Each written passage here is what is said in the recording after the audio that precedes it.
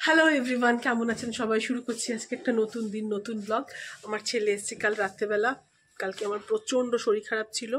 আমাদের রিইউনিয়ন ছিল, সেখানে গেছিলাম। তারপরে আসার পরে প্রচণ্ড শরীর খারাপ হয়ে গেছে। তারপরে আর কিছু করতে পারিনি।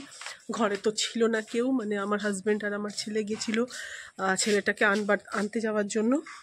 সেই কারণে তো আজকেও বললো চলো তাহলে এখন আমরা যাবো মামা বাড়ি, মানে আমার বাপের বাড়ি। দেখুন কত জামা কাপড় কাচা হয়েছে, দেখেছেন?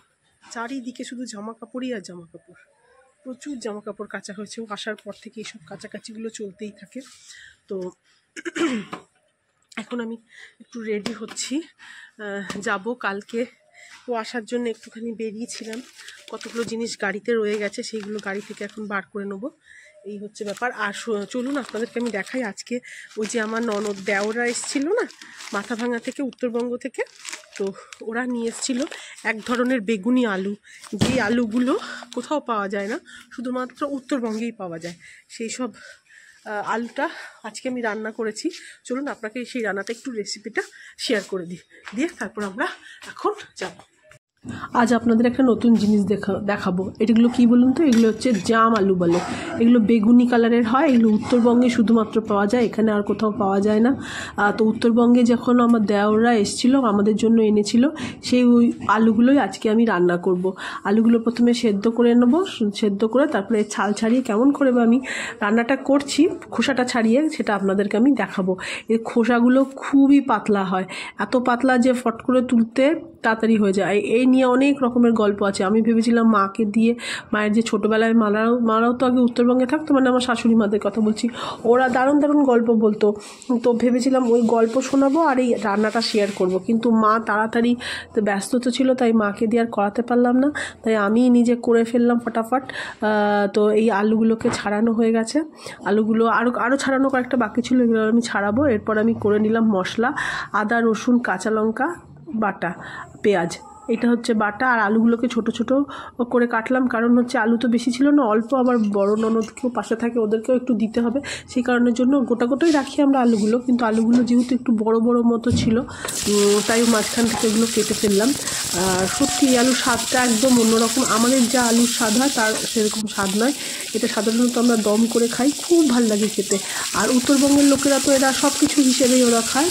তবে এই আলুটার মনে হয় জেনারেল আলুগুলোর থেকে দাম বেশি, মানে আমরা যে আলু খাই তার থেকে দাম বেশি এটা, কিন্তু খুবই ভালো। ওরা অনেকজন, আমাদের এখানে অনেক আত্মীয় স্বজন থাকে না, সবার জন্য এনেছে, কত আর আনবে, সেই কারণের জন্য। তো মশলাটা একটু কষিয়ে নিলাম, ওই যা বাটা দিলাম, তার সাথে একটুখানি পেঁয়াজ, হলুদ আর জিরে গুঁড়ো। আমরা না শুকনো লঙ্কা খাই না, খুবই কম খাই, সেই কারণের জন্য শুকনো লঙ্কা আমরা দিই না। আর এই লালচে হওয়ার একটাই কারণ, সেটা হচ্ছে টমেটো। এইভাবে ভালো করে মশলাটাকে কষিয়ে ভাজা আলুটাকে দিয়ে দিলাম। দিয়ে এবার এটা নাড়াচাড়া করে ঝোল দিয়ে দেবো। হালকা একটু মিষ্টি দিয়েছিলাম, মিষ্টিটা না এখানে তোলানো হয়নি। যাই হোক, এটা হচ্ছে রান্না, এটা আমরা সবাই খেতে ভীষণ ভালোবাসি।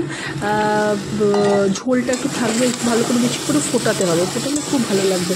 আমার খুব ইচ্ছা ছিল এটা নিয়ে একটা আলাদা করে পুরো রেসিপি শেয়ার করবো, কিন্তু হয়ে উঠলো না। এত তাড়াহুড়োর মধ্যে সব কিছু কাজকর্ম করা হয় না, আর ঠান্ডাও পড়েছে এত, কোন দিক যাব না বুঝতে পারছি না। কাজের লোকটাও কতদিন ধরে আসছে না, এদিকে রান্নাগুলোও করতে হচ্ছে, বাইরের কাজও করতে হচ্ছে। তার মধ্যে আমি ভাবলাম, এই মা বললো এবার যদি এটা না দেওয়া হয়, আলুটা না করা হয়, আলুটা নষ্ট হয়ে যেতে পারে। লাস্টে একটু ঘি দিয়ে দিলাম, আর গরম মশলাটা তো বলেইছিলাম আপনাদেরকে, বাটা দিয়ে দিয়েছিলাম একটুখানি, মানে যখন মশলাগুলো বেটেছিলাম। এই যে মা, এই যে কাকিমা, এই যে আমরা আপাতত বসে আছি, গল্প করছিলাম, বাচ্চাগুলো সব খেলছিল। ঠিক আছে, দেখি আর কি করি। বলছে নাকি রুদ্রও আসবে, দেখা যাক।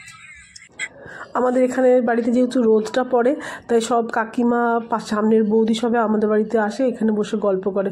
তার মধ্যে ভাইও বিভিন্ন রকমের গল্প বলছে, সবাই মন দিয়ে সেগুলো শুনছে। এখানে আমার ভাইয়ের বউ আর আমার ভাইয়ের ছেলেটা বসে আছে। এবার এখানে একটা আমাদের সামনে একজনের বাড়ি হচ্ছে, বললো নাকি জল খোঁড়াতে মানে মাটিটা দিয়ে খুঁড়িয়েছে, তাতেই দেখুন জল নাকি চলে এসেছে। কতটা করে জল আমি শুনছিলাম, আমাদের এখানে একজন নাকি বাড়ি বানিয়েছে, জলের জন্য আলাদা করে কিছু করতে হয়নি, জল খুঁড়েছে বিমগুলো বসাবার জন্য, এই জল দিয়েই নাকি মশলা মাখিয়েছে, এই জল দিয়েই তখন এই জলটা শুকিয়ে গেছে, তখন ওটার মধ্যেই আবার মশলাটাকে মানে বিম তৈরি করে ফেলেছে, আলাদা করে জলের কোনো দরকারই হয়নি, চারিদিক থেকে জল নিয়ে নিয়ে মশলাগুলো মাখানো হয়ে যাচ্ছে। সত্যি আমাদের এই সিটি সেন্টারের এলাকাটা এতটা নিচে, মানে জল খুব তাড়াতাড়ি চলে আসে, এই কারণের জন্য মাটি খোঁড়া আমাদের বারণ, আমাদের কুয়ো রাখা বারণ, অনেক নিয়ম আছে আমাদের এখানে থাকতে গেলে। এই যে আমার ভাই দেখাচ্ছে কতটা জল আছে, দেখুন দেখুন কতটা জল আছে, দেখেছেন অনেকটা জল আছে। আমরা এসছি অমনি ভুকুও চলে এসছে। কেন এসছে বলুন তো? ভাবছি আমরা বুঝি কোনো বিপদে পড়বো, সেই জন্য ভুকু চলে এসছে আমাদের সাথে সাথে। কেমন দেখছে দেখুন, আমরা যতক্ষণে যাবো ততক্ষণ কিছুতেই যাবে না, এখানে ঘুরে ঘুরে বেড়াবে, দেখছে কিছুতেই যাচ্ছে না। দেখুন বুকু আমরা যাচ্ছি, চলো বুকু আমরা যাচ্ছি, আয় আয় বুকু আয়, চ আমরা যাচ্ছি। এই দেখুন চ চ চ চ ওদিক দিয়ে বেরোবো, ওদিক দিয়ে বেরোবো, ওদিক দিয়ে যাবো না, এদিকে আয় বুকু, আমরা চলে যাচ্ছি। এই দেখ আমরা যাচ্ছি, আয় চলা। আমি ওখান থেকে ঘুরে আসলাম, এসে দেখুন আমাদের ঘরের সামনে সবাই কেমন, যে ডাইরেক্ট রোদটা পড়ে তো এই কারণের জন্য আমাদের সামনের কাকিমা, পাশের বাড়ি সবাই এখানটা এসে বসে গল্প করি আমরা। আর সারা দুপুর তো এমনি গরম, মানে শীতকালের দুপুরে সাধারণত সবাই বসে বসে এখানে থাকি, এখানে বসেই মজা করছিলাম, গল্প করছিলাম।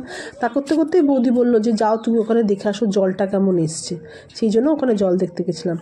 পাপির গোলাপ গাছে, পাপি যে গোলাপ গাছ লাগিয়েছে তার গোলাপ গাছে কি সুন্দর সুন্দর ফুল এসছে দেখেছেন।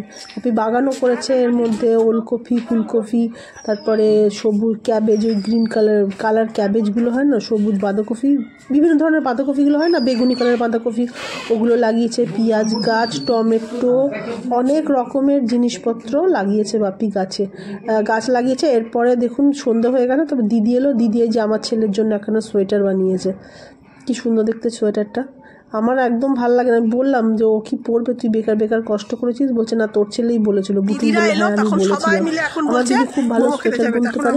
ওই দেখুন ওদের আবার একটা কাজের যে মাসে থাকে তার জন্য আবার সোয়েটার বানাচ্ছে, পুরোনো উলগুলো ছিল, ও প্রত্যেক বছর একটা দুটো করে সোয়েটার বানাতে খুব ভালোবাসে সোয়েটার, অনেকগুলো উল দিয়ে, পুরোনো উল দিয়ে বানাচ্ছে সোয়েটারগুলো, সুন্দর লাগছে দেখতে না?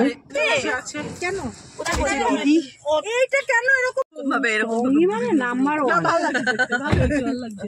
দেখুন দিদি অন্ধকার লাইট, আবার লাইটটা অন করো। আমরা সবাই এসেছি নেপাল মোমোতে, দেখতে পাচ্ছেন আপনারা নেপাল মোমো এসেছি সবাই মিলে খেতে, অর্ডার দিয়ে দিয়েছি, আসছে।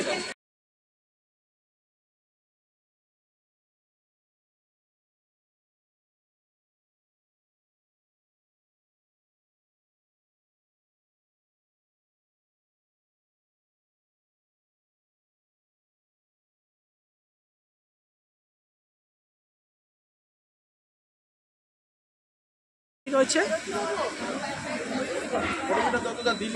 বাপি আসছে, এর মধ্যে ভাই আবার বকবক শুরু করেছে ফোনে।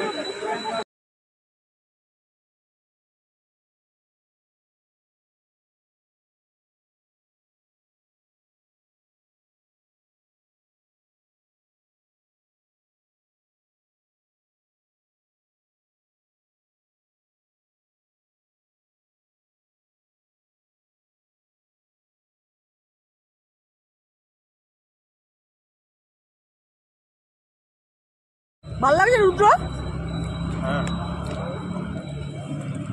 হ্যাঁ দিদি আমার দেখা খা, তাই দেখ আমরা খাচ্ছি, তুই খা। পড়ে গেল এটা এখানটাতে, পড়ে তো দেখলে না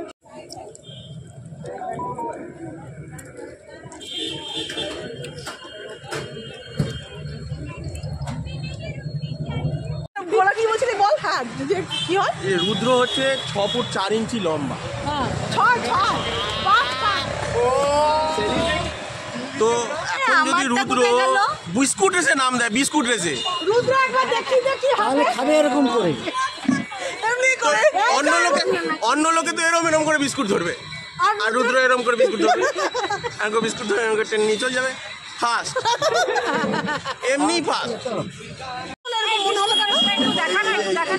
এটা ঝুলছে, এটা এতটা উঁচু, আমার থেকে এতটা উঁচু, এতটা উঁচু।